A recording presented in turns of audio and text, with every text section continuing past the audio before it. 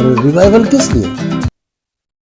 Film industry की शक्ल change हो चुकी है, क्योंकि उस क्लर्क के बाद मोहम्मद अली साहब का पीक पीरियड खत्म नहीं हुआ बल्कि बढ़ा। जैसे कि अगर राहत फतेह अली खान जाते हैं तो एक ऑनर के साथ जाते हैं हिंदुस्तान। या तेरे मेरे सपने का गाना था, मैं हो गई दिलदार। तो आपको जाती तौर पे कौन सी फिल्म पसंद आती? फ्यूचर प्लान यही है कि कोई ऐसी फिल्म बना पाऊं जो मुझे भी सेटिस्फाइड करे। यार नूर साहब, मुझे नूर साहब क्यों कह रहे हैं भैया आप? हेलो, तलवार लेके छलांग मारी, किले से नीचे आए, खैर उल्टी चलेगी, दूसरी मुंडेर पे चलेगी, वो भाग रही है, वो घोड़ा दो टांगों पे भाग रहा है, जिन आ गया उस पर बैठ गई, उसकी बोधी पकड़ ली, वो भाग रहा है। लड़ाई झगड़ा किस बात पे होता है? वो मैं छुप के कर सकता हूँ, टेंटेड कैमरा लगा गया। औज़ुबिल्लाहि मिनश्शैतानिर्रजीम, बिस्मिल्लाहिर्रहमानिर्रहीम। इय्याका नअबुदु व इय्याका नस्तईन। खावर नईम हाशमी पॉडकास्ट में आपकी खिदमत में सलाम पेश करता हूं। आज के हमारे जो मेहमान हैं वो आपके सामने हैं और इनका तारुफ कराना सूरज को रोशनी दिखाने के मुतरादिफ है।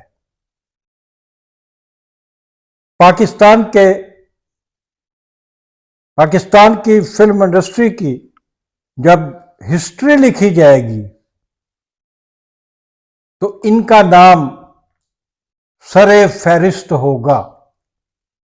मैंने अपने बाज पॉडकास्ट में कहा कि अगर सैयद नूर साहब पाकिस्तान फिल्म इंडस्ट्री में पिछली 2 दहाइयों तक, यानी कि सुल्तान रही के कत्ल के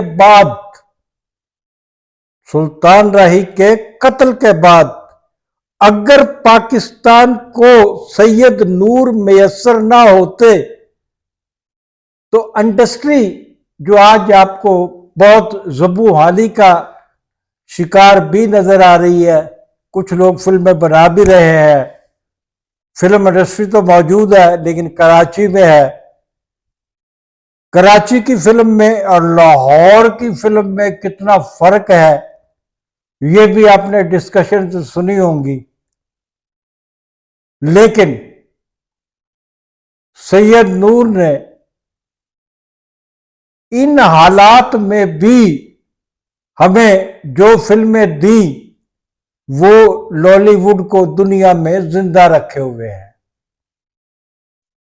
सैयद नूर कोई आम आदमी नहीं है, असातिज़ा का बनाया हुआ एक मुजस्मा है। और असातिज़ा भी आम असातिज़ा नहीं, नसीम हजाजी साहब। नसीम हजाजी से बड़ा नावल निगार हम किसी दूसरे आदमी को नहीं कह सकते। नसीम हजाजी ने जो नावल लिखे और जो पढ़े गए, वो लोग नावल पढ़ के किसी स्कूल में गए हैं, किसी कॉलेज में गए हैं, नहीं गए। जिसने नसीम हजाजी को पढ़ लिया वो जनाब पढ़ा लिखा इंसान बन गया, वो कई ग्रेजुएट्स से ऊपर चला गया। इनके दीगर असातिज़ा में एहसान बीए, सादत ख्याली, असगर अली कौसर वड़ाइच, मलक मोहम्मद सैन, मौलवी अब्दुल वहीद साहब, अबू अल हसन नगमी साहब मरहूम अभी इंतकाल हुआ है, सलमा जबीन साहबा भी इनसे सीनियर थी, बाबा चिश्ती के साथ भी इन्होंने काम किया। तो एक चलता फिरता आदमी नहीं है कोई कि इधर से गली से गुजरा है, अचानक उसको चांस मिलता है और वो सामने आ जाता है, उसको आसमान से गिरती है एक चीज। बेशक इज्जत और जिल्लत देने वाला खुदा है। इसमें कोई शुबा नहीं। लेकिन जिन हालात में, जिन घरेलू हालात में रहकर, जो घरेलू परेशानियां छोटी उम्र में इन्होंने बर्दाश्त की, उनमें रहकर इनके ये खुद सुना चुके हैं, इनके वालिद के हादसाती तौर पर झुलस कर इंतकाल कर जाने वाली खबर अगर कोई और बच्चा होता तो वो किसी और रास्ते पे निकल चुका होता। सैयद नूर ने 17 फिल्मों में असिस्टेंट डायरेक्टर के तौर पे पहले काम किया, उसके बाद ये राइटिंग में है। राइटिंग में सोसाइटी गर्ल जैसी लोग फिल्में भी शामिल है। सैयद नूर साहब एस सुलेमान साहब के बाकायदा शागिर्द है, बाकायदा शागिर्द, जिन्हें और एस सुलेमान साहब इन पे फख्र किया करते थे। एस सुलेमान के साथ शायद जल्दी खत्म हो जाते अगर सैयद नूर ना होते और सैयद नूर एक सितारे की तरह ना चमकते। सैयद नूर की रोशनी ने उनकी जिंदगी को तवालत बख्शी। इनके उस्ताद एस सुलेमान साहब, जो संतोष कुमार और दर्पण के छोटे भाई भी थे, उन्होंने एक फिल्म बनी थी झूमर, उसमें चाइल्ड स्टार का रोल भी अदा किया था। तो इनकी फिल्मों के नाम लेना, इनकी as a writer, director, producer, मेरा ख्याल है कि लंबा था, बहुत लंबा, हद से ज्यादा लंबा एक तारुफ हो जाएगा, हद से ज्यादा लंबा तारुफ हो जाएगा। टेलीफोन की घंटी बजी है, हमने पिछले प्रोग्राम में कहा था फोन बंद नहीं करेंगे। मैंने सैयद नूर साहब से भी कहा कि नूर साहब आपने फोन नहीं बंद करना, क्योंकि बाज दफा कोई जरूरी फोन भी आ जाता है। सैयद नूर साहब,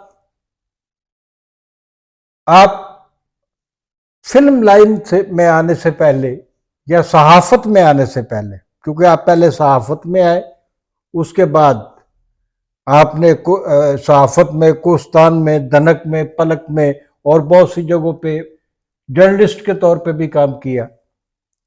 फिल्म लाइन या सहाफत में आने से पहले की जिंदगी, जो आपका बचपन था, वहां से हम शुरू करेंगे। और मैंने बहुत ज्यादा टाइम लिया है, एंकर इतना टाइम नहीं लिया करते खावर नईम हाशमी साहब, आप कुछ ज्यादा ही बोल गए हैं, आई एम वेरी सॉरी। और आते हैं सैयद नूर की तरफ। आपने वाकई जो बोला है मेरे लिए वो बहुत ज़्यादा है, इसलिए भी ज़्यादा है कि मैं आज भी अपने आप को किसी काबिल नहीं समझता हूँ।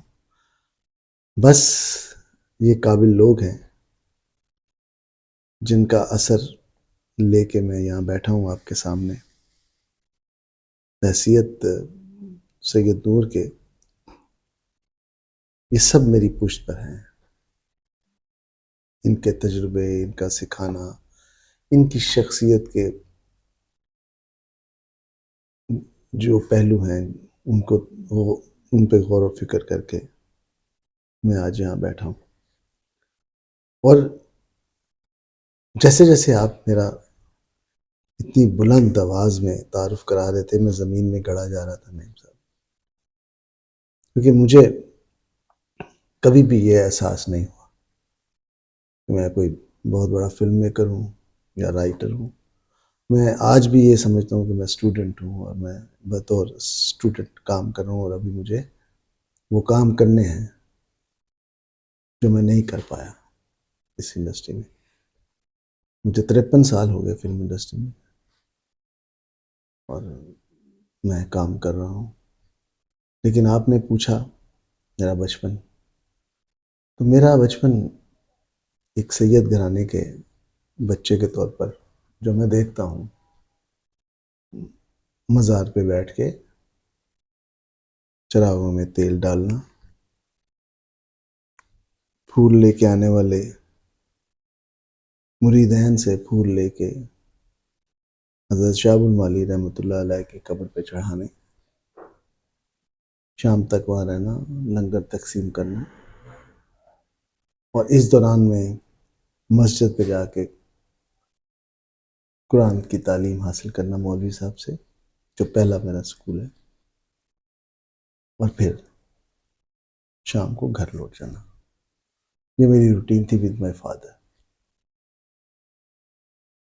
हम शाहुल माली सरकार के औलाद हैं, और इसीलिए मेरा ताल्लुक उस मज़ार से था। कब्रों में रहना, सफाइयाँ करनी, मुझे बहुत शौक़ था कब्रों की सफाइयाँ करनी, कब्रिस्तानों की। इस तरह चलते चलते मैं उस मुकाम पे आया जब बाप का साया उठ गया, माँ चली गई, 4 बहन भाई छोटे और मैं बड़ा, और मैं जिस तरह उनके लिए खाना बनाता था, जिनके लिए मैं उनके लिए रोटी कभी दूर से लगवा ली, कभी होत कर ली, कुछ ऐसा करके उनको पालता रहा। बात ये नहीं है कि मुझे इस बात का कोई रंज है या गिला है अल्लाह मियाँ से, मुझे ऐसे क्यों रखा। ये एहसान है अल्लाह मियाँ का कि मुझे ऐसे रखा। मुझे ऐसे रखा तो मेरे अंदर तख्लीक की कुव्वतें पैदा हुई, वो सोच पैदा हुई, जो ये सब देखने के बाद मेरे अंदर एक कहानियों ने जन्म लिया, इंस्पिरेशन बन गई।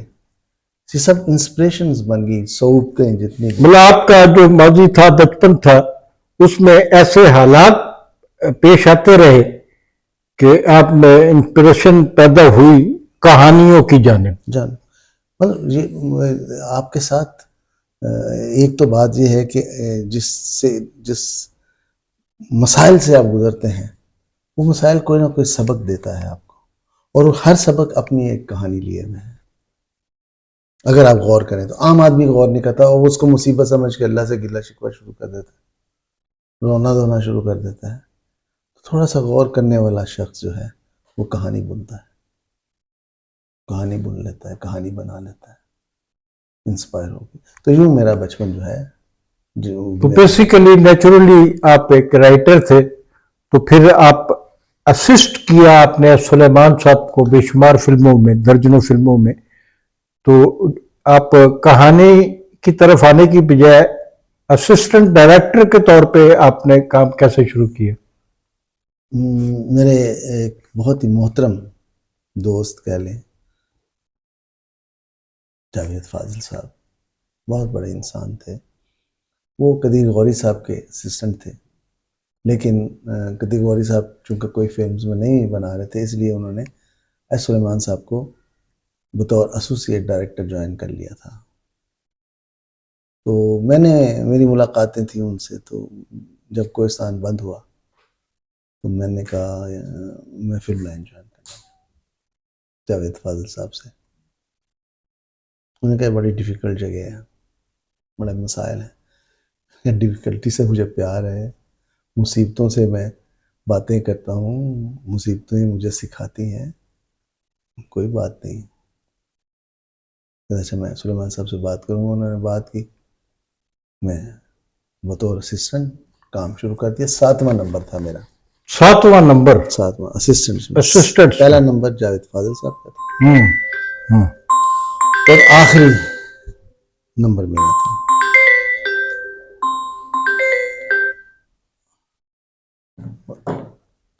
जी। और आखिरी नंबर जो है वो जी, आप वो बोलते रहिए। उनका वो बात कर रहे हैं आपसे, कॉल लगी हुई है।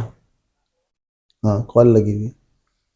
भाई मैं थोड़ा सा मसरूफ हूँ, आप 1 घंटे के बाद कॉल कर लें। वो जनाब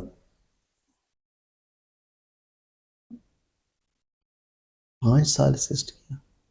और असिस्टेंट्स में भी आपका 7वां नंबर? 7वां नंबर, और 2 साल के बाद पहला नंबर। 2 साल के बाद पहले पे आ गए। बहुत थोड़े अरसे में आप मेहनत क्रॉस और- किया आपने। और 17 फिल्में ऑलमोस्ट असिस्ट की मैंने 5 साल में, 70 से लेके 75 तक। 76 में मैंने पहली फिल्म लिखी, सोसाइटी गर्ल, जो 76 की बेहतरीन फिल्म साबित हुई, उसको अवार्ड भी अनाउंस हुआ। बड़ी फिल्म थी ये, आपको मिली कैसे? ये संगीता बेगम ने आपको चूज किया या किसी ने संगीता से मिलवाया आपको सोसाइटी गर्ल के लिए लिखने के लिए?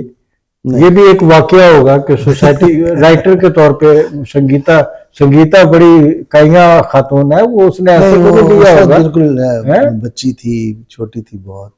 माँ बाप तो उसके 76 थे ना, वो हाँ। गाइड करते थे। हाँ, मैं बताता हूँ आपको। उनके अब्बा के, तैयब रिजवी साहब के पार्टनर थे आजम जे ईरानी साहब। फिल्म बन रही थी बहारों की मंजिल, उसके में वो पार्टनर थे। मुझे वो मार्शल कहते थे, मार्शल नूर, सैयद नूर के हवाले से मार्शल। तो मैं एक दिन बैठा कमरे में ऐसे लिख रहा था, तो मुझे आए कहने लगे, भी ये क्या लिख रहे हो मार्शल? मैंने कहा जी ऐसे कहानी लिख रहा हूँ, कभी मौका मिला तो डायरेक्शन करेंगे इसकी। कहता अच्छा सुनाओ। उन्होंने अजरा मजाक मुझे कहा। मैंने उनको 2-3 सीन सुनाए, उन्होंने कहा बंद करो। बंद करके कहा आओ मेरे साथ। मुझे गाड़ी में बिठाया और लेके मैडम मेहताब बानो के घर आ गए, जिनकी बेटी संगीता मैडम और कविता मैडम हैं। PNR प्रोडक्शन, परवीन नसरीन रजा उनका भाई, ये प्रोडक्शन का नाम था। जी। लेकिन इसकी कमांड जो थी वो मैडम के हाथ में थी, उनकी मेहताब के। मैडम मेहताब के, उनकी अम्मी के, वही फैसले करती थी। वो आजम जैन साहब ला के मुझे बिठा दिया, देखें जी सुने जरा, इसने तो क़यामत की चीज़ मुझे सुनाई है, जरा आप भी सुने। मैंने उनको वो कहानी सुनाई। संगीता उस वक्त सामने वाले कमरे में दहलीजों के पीछे ऐसे बैठ के वो सुन रही थी, वो खुद सुनाती। वो माँ से बहुत डरती थी, तो उन्होंने सुनी, उनको बहुत अच्छी लगी। मैडम ने वो कहानी फाइनल कर दी, मैडम मेहताब बानो ने। उसके डायरेक्टर बहुत सीनियर डायरेक्टर थे, उनको ले लिया। अच्छा। तो वो जब कहानी उन तक पहुंची तो उनको कहानी पे एतराज हो गया कि नहीं, हमारी सोसाइटी में ऐसी हीरोइन नहीं चल सकती जो कॉल गर्ल, तो ये बकवास है, लोग कबूल नहीं करेंगे, ये पाकिस्तान है, मुसलमान है, इस्लाम है, ये वो फिर फिल्म ना बनी, बंद हो गई। एक दिन हम शूट पे थे, बहारों की मंजिल का ही गाना था शायद, मैं या तेरे मेरे सपने का गाना था, मैं हो गई दिलदार की, मरी में हो रहा था। मैं ब्रेक में मैं और संगीता भी बैठे हुए थे, घास पे बैठ के गाना। तो मैंने उनसे कहा, मैंने कहा कहानी आपको याद है, कितनी बड़ी गजब की कहानी है। मैंने कहा ये तो कोई भी डायरेक्टर नहीं बनाएगा। तो फिर मैंने कहा मेरे ज़हन में एक सजेशन है। क्या सजेशन है? मैंने कहा ये हम मिलके बनाते, मैं राइटर आप डायरेक्टर। कहती मान लेंगे, मम्मी मान ली। मैंने कहा ये बनाना आपका काम है। इस तरह उन्होंने अपनी माँ को, अपने फादर को बड़ी मुश्किल, सब बड़ी मुखालफत में ये फिल्म शुरू हुई। ये 2 यंग से लोग बड़ी डेडिकेशन के साथ वो फिल्म बनाई हमने। लोगों को नहीं मालूम था कि ये कोई ऐसा कोई काम हो रहा है। तो वो फिल्म बन के लगी और मैं राइटर हो गया, वो डायरेक्टर हो गया। आपकी बेशुमार फिल्में हैं जो लोगों को हमेशा याद रहेंगी। सरगम, जीवा, घूंघट, हवाएं, कसम, चोर मचाए शोर, मेहंदी वाले हाथ, और फिर बाद में आपकी 2 फिल्में ऐसी भी आई कि लोग पहली फिल्म में जो एक्स्ट्रा ऑर्डिनरी कामयाबी की तरफ गई थी उनको भूलकर वो मजाजन और चूड़ियां में खो गए। आपने अवामी टच दिया ऐसे। ये 2 फिल्में ऐसी थी, जब कोई फिल्म देखने जाता था तो उसको लगता था कि वो सोसाइटी के अंदर घूम रहा है, जी जी वो अपने गांव में घूम रहा है, अपने शहर में घूम रहा है। आपने हीरोइन को भी इतना ज्यादा मिजाज, जो पाकिस्तानी मिजाज है खवातीन का, हमारे खास तौर पे देहात की जी हाँ। खवातीन का। तो आपको जाती तौर पे कौन सी फिल्म पसंद है अपनी? पसंद तो सभी है, देखो सारे आपके आपकी तख्लीक हैं, आपने उस पर वर्क किया हुआ है, हार्ड वर्क किया हुआ है, लेकिन आप उनको अल्टीमेट नहीं कह सकते कि जी मैंने गोल अचीव कर लिया। गोल अभी करना है। अभी मैं खेल रहा हूँ ग्राउंड में, कभी इधर से निकल जाता हूँ, कभी इधर से निकल जाता हूँ। नाजरीन, ये सैयद नूर साहब कहते हैं इतना इतना काम करने के बाद भी राइटर, असिस्टेंट डायरेक्टर और प्रोड्यूसर वो इस कैफियत में अपने आप को महसूस करते हैं और कहते हैं कि अभी तो मैंने फिल्म बनानी है, जी बिल्कुल, इंशाल्लाह। अभी तो मैं वो फिल्म बनाना चाहता हूं जो मेरे अंदर है, जिसको मैं पेश करना चाहता हूं। इनका जज्बा जो है वो इतना ज्यादा जिंदा और मजबूत है। तो फ्यूचर प्लान आपके? फ्यूचर प्लान यही है कि कोई ऐसी फिल्म बना पाऊँ जो मुझे भी सेटिस्फाइड करे और एक ऐसी पहचान बन जाए जो इससे पहले किसी को ना मिली हो। हर किसी की अपनी पहचान जिंदा है, रहेगी इंशाल्लाह, लेकिन मैं उस पहचान के साथ जिंदा रहना चाहता हूँ। आपको भी हिंदुस्तान से मिले हुए आए हुए होंगे? नहीं, बिल्कुल नहीं। कभी नहीं आया? नहीं।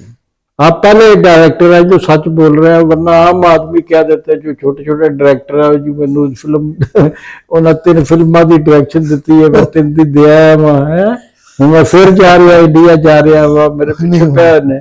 और आप ने जिस तरीके से और जितनी जल्दी क्विकली जवाब दिया कि मुझे इंडिया से नहीं आई, और ये बिल्कुल ये आपकी शख्सियत बोलती है। बताऊं बाबर भाई, इंडिया में जितनी मेरी दोस्तियां हैं किसी की भी नहीं है। सबसे पहले मेरे दोस्त, जब मैं इंडिया गया सरगम में, ज़ेबा बख्तियार को साइन ज़ेबा को किया, तो अदनान समी को भी आपने लिया, मैंने उसको इंट्रोड्यूस कराया, अदनान समी को। उसने तो कभी किया भी नहीं था काम। तो वहाँ मेरी जिन लोगों से दोस्ती हुई, पहले मेरे जो दोस्त बने वो गुलजार साहब थे। गुलजार साहब, हाँ, फिर महेश भट्ट, फिर धर्म जी, फिर राज बब्बर, फिर शत्रुघ्न सैना, फिर जिनसे दोस्ती नहीं, इनसे जान पहचान, जिन्होंने प्यार किया, जो बाद में इशारा भी नहीं किया उन्होंने कभी कि हमारे लिए नहीं करें? नहीं, अच्छा। कभी भी नहीं, वो कराएंगे भी नहीं। इसका मतलब ये हुआ कि जो लोग, कुछ लोगों ने बनाई भी है पाकिस्तानी 1-2 में ने, तो इनको खुद मैनेज करना पड़ता होगा वहां। किसने बनाई? जैसे जावेद रजा ने बनाई शायद। अच्छा अच्छा, नहीं, जावेद रजा की फिल्म पाकिस्तानी थी, उन्होंने कुछ शूट किया था इंडिया में। अच्छा, इंडिया में शूट किया? हाँ, शूट किया था जाके। उस तरह तो शहजाद रफीक साहब ने भी, शहजाद साहब ने उन्होंने भी एक आध गाना वहाँ पे किया। वो फिल्म बनाना जो होता है वो ये है कि इंडिया ने आपको साइन किया हो, इंडिया ने आपको इस तरह को बाकायदा, जैसे कि अगर राहत फतेह अली खान जाते हैं तो एक ऑनर के साथ जाते हैं, हिंदुस्तान पाकिस्तान की ऑनर लेके जाते हैं और ऑनर बढ़ा के वापस आते हैं, उनके लिए लाजिम बन जाते हैं।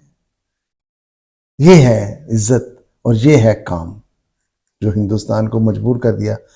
वीकनेस बन गए उनकी कि भाई इनको 2 पैसे ये सुनते हैं लोग। इसी तरह वो दूसरा जो बच्चे हैं वो बड़े, आतिफ असलम आजकल में, हाँ जी, आतिफ असलम ने कोई धूम मचाई हो, इन्होंने इज्जतें बढ़ाई हैं। हमारे एक एक्टर जावेद शेख, वो भी उन्होंने वहां थोड़ा काम किया है, लेकिन इज्जत बाइज्जत तरीके से किया। तो अली ज़ैब के साथ तो हाथ हुआ था? नहीं, ये तो हम लोग कहते हैं ना।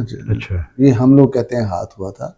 वो फिल्म नहीं चल पाई, वो हिंदुस्तान की जो उनका रोल भी तो बहुत छोटा था उसमें को मेरा ख्याल। अच्छा, मैंने वो अनफॉर्चुनेटली वो फिल्म नहीं देखी, हालांकि बहुत बड़े डायरेक्टर ने बनाई थी, मनोज कुमार साहब ने, कोई भी रीज़न हो सकता है, लेकिन मैं ये नहीं समझता कि एक आदमी आपको इज्जत दे के ले जा रहा हो और उसने आपको बताया ना, उसको क्या ज़रूरत है, क्योंकि उस क्लर्क के बाद मोहम्मद अली साहब का पीक पीरियड खत्म नहीं हुआ बल्कि बढ़ा। याद हो ना कि वो उनका नहीं, करियर, मोहम्मद अली है, मोहम्मद अली के मुकाबले में क्या देखो ना, या तो उनका करियर तबाह हो जाता, actor, real actor. Real actor, अगर उनका करियर तबाह हो जाता तो फिर हम कहते जी उन्होंने जी हाँ। ज्यादती की है। कोई ज्यादती नहीं की, उन्होंने ऑनर दिया, इज्जत दी है, फिल्म नहीं चली कोई बात नहीं। हम पता नहीं क्यों इस किस्म की बातें करते हैं जो मीडिया की नज़र हो जाती हैं और मीडिया बनाता है। तो आपने बड़ा अच्छा सवाल किया और मुझे उसको क्लैरिफाई करने का मौका दिया आपने। मैं ये पूछना चाहता हूँ कि आप जितने बड़े डायरेक्टर आप हैं पाकिस्तान में, अभी लाहौर में फिल्में बन रही है या नहीं बन रही, तो आपकी मौजूदगी एहसास दिलाती है कि फिल्म लाहौर में मौजूद है।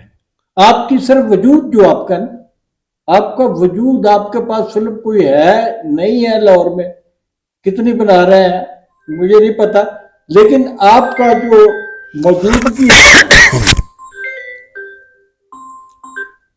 आपकी जो मौजूदगी है वो एहसास दिलाती है कि सैयद नूर लाहौर में है तो लाहौर में फिल्म जिंदा है। नहीं, और भी बहुत सारे लोग हैं। रिवाइवल होगा, रिवाइवल होगा, आपसे लोगों को बहुत उम्मीदें हैं। सर रिवाइवल तो तब होगा जब हम इस इंडस्ट्री को बहुत ऊपर ले जाएंगे। एक आध फिल्म से रिवाइवल नहीं हो सकता। और रिवाइवल किस लिए? फिल्म इंडस्ट्री की शक्ल चेंज हो चुकी है, फिल्म की शक्ल चेंज हो चुकी है। अगर हम पिछली फिल्मों को ढूंढते हैं, उनके वैसी फिल्म बना के हम रिवाइव कर देंगे, लोग आ जाएंगे। जो लोग आते थे वो टिकटॉक पे लग गए हैं। वो 100 रुपए का लोड करा के सारा दिन वो टिकटॉक पे देखते हैं। मैं मासिस की बात कर रहा हूँ, मैं उन लोगों की बात कर रही हूँ जो जिनका सिनेमा वाहद तफरी था। आज वो 100 रुपए का लोड करा के ड्राइवर है तो अपनी गाड़ी में देख रहा है, अगर स्कूल टीचर है तो बच्चों को उधर लगा के वो उधर देख रहा है, अगर वो घर के काम करने वाली है तो उसकी हांडी जल गई है और वो टिकटॉक पे लगी हुई है, वो देख रही है। वो सारी एंटरटेनमेंट जो फिल्म से हासिल करते थे वो लोग उधर आ गए, वो भूल गए फिल्म, वो मोबाइल से आता है। वो फिल्म को भूल गए। अब फिल्म हमें एक ऐसी डिजाइन करनी पड़ेगी, फिल्म हमें एक ऐसी डिजाइन करनी पड़ेगी जो गोरे ने की है, वाह वाह, बिल्कुल सही। जो साउथ इंडिया आगे जाना पड़ेगा, बाकायदा साइंसी दौर में गुजरना पड़ेगा, कार्टून फिल्म बनानी पड़ेगी। वो कार्टून है, वो मरते नहीं जो भी है है, लार्जर देन लाइफ है, लेकिन वो बच्चा बच्चा घर में देख रहा है। लार्जर देन लाइफ है, जी हाँ, जो आप नहीं सोच सकते, दैट इज जी फिल्म हाँ, आज के दौर में, और हमेशा रही है। बिल्कुल ठीक। जब फिल्म शुरू बनना शुरू हुई हिंदुस्तान में तो नाडिया जॉन कॉस तलवार लेके छलांग मारी, किले से नीचे आए, उल्टी चली गई, दूसरी मुंडेर पे चली गई, वो भाग रही है, वो घोड़ा दो टांगों पे भाग रहा है, जिन आ गया उस पर बैठ गई, उसकी बोधी पकड़ ली, वो भाग रहा है। It was cinema in past. अब वही दौर है कि रोबोट्स आ गए हैं, लड़ रहे हैं, भाग रहे हैं, हम देख रहे हैं क्या, वो घोड़ा भाग रहा है तो रोबोट ने ऐसे पकड़ के उठा लिया, वो बंदर आ गया है, इतना बड़ा चिंपैंजी आ गया है, वो लड़की से इश्क कर रहा है, उसको उठा के ले गया।